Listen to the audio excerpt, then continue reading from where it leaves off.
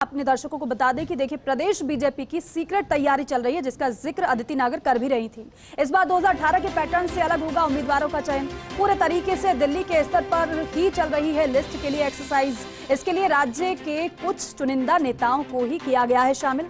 सूत्रों के मुताबिक प्रभारी अरुण सिंह, प्रदेशाध्यक्ष सीपी जोशी और नेता प्रतिपक्ष राजेंद्र राठौड़ शामिल हैं।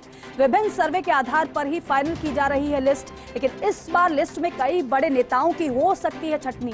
हालांकि सर्वे में पार्टी को जहां दिख रही है हार, वहां अलग फॉर्मूले पर करेगी काम party.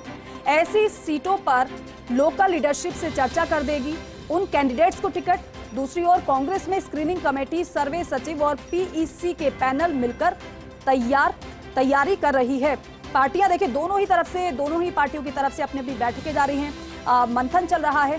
Delhi news editor Aditi नागर हमारे साथ जुड़ रही हैं। अदिति, क्योंकि आपने जिक्र किया 2018 के पैटर्न का, हालांकि भारतीय जनता पार्टी का 2018 के पैटर्न से अलग यहां पर मंथन कर रही है, तो उसका क्या कारण समझ में आ रहा है। लेकिन बात अगर कांग्रेस की बात करें तो क्या रणनीति कांग्रेस की नजर आ रही है?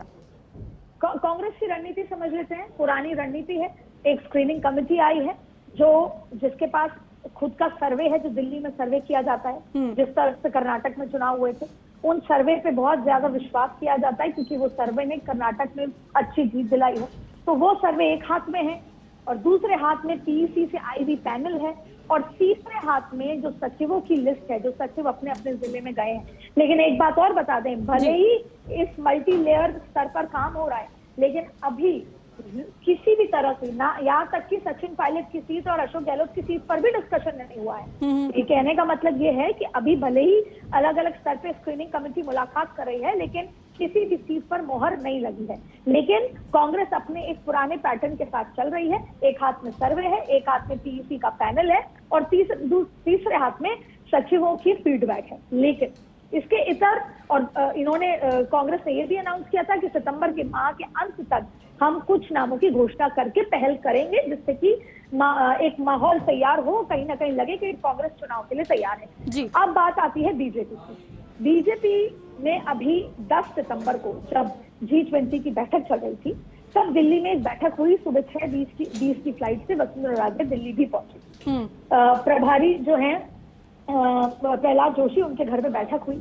और आप मानेंगे कि जो 19 सीटें हैं जिसपे भारतीय जनता पार्टी हमेशा से चुनाव हारती रही है, लगभग 2 दशकों से चुनाव हारती रही है, वो सीटों का पैनल तक भी तैयार है, लेकिन उस पर चर्चा नहीं की गई। ऐसे में कहीं ना कहीं दिल्ली पूरी टिकट वितरण के एक्सरसाइज को सीक्रेट रखना चाहता है। वो नहीं चाहता, क्योंकि इसका सबसे बड़ा कारण है, अब आने वाले जैसे ही यात्रा खत्म होगी 25 सितंबर को, और अशोक गहलोत की 25 सितंबर को यात्रा शुरू होगी, जो ईस्ट जो राजस्थान है, यानी कि जो सीआरसीपी से प्रभावित क्षेत्र है, वहां पर अशोक गहलोत यात्रा शुरू करेंगे।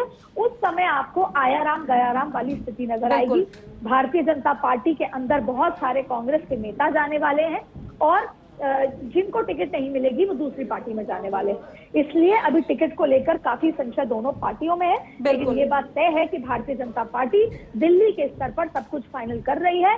प्रदेश के नेताओं को ज्यादा इन्वॉल्व नहीं किया जा रहा, यहाँ तक कि बड़े नेताओं को भी इन्वॉल्व नहीं किया जा रहा है। ठीक है अदिति, बहुत शुक्रिया पूरी जानकारी के लिए।